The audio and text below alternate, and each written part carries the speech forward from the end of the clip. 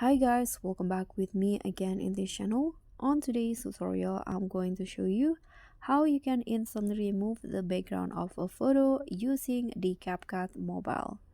So here I've already on the CapCut mobile, and to remove a background you can just go to the menu here.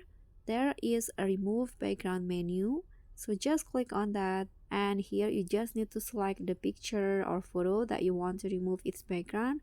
For example, I'm going to remove the background of this photo. Click on the photo, click on add, and after that CapCut will automatically detect the object that you want to keep and the background that you want to remove.